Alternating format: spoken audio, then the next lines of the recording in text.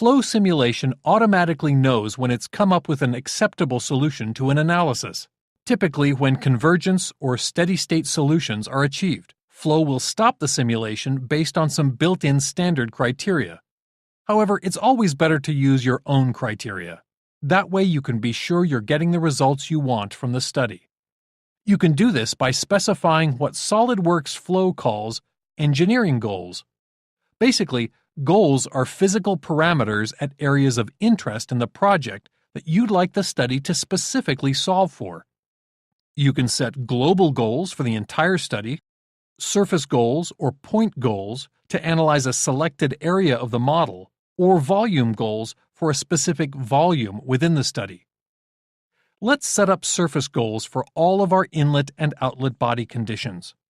To do this, I'll right-click on Goals and select Insert Surface Goal.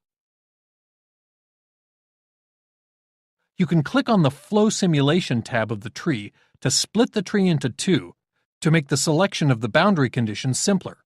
First, I'll select the Inlet Volume Flow boundary condition by clicking on it in the tree. You can see the face is added to the Surface Goals Property Manager below. There are lots of different parameters you can choose to analyze as a goal. You can even consider the average, minimum, or maximum values. For this example, I'll check the Maximum Volume Flow Rate box and click OK.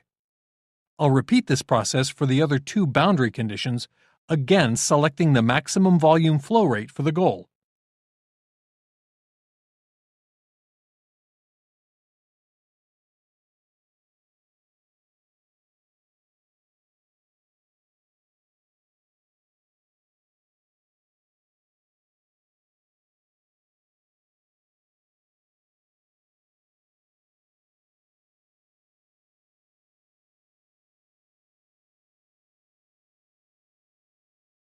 In the next lesson, we'll look at setting up something called an equation goal.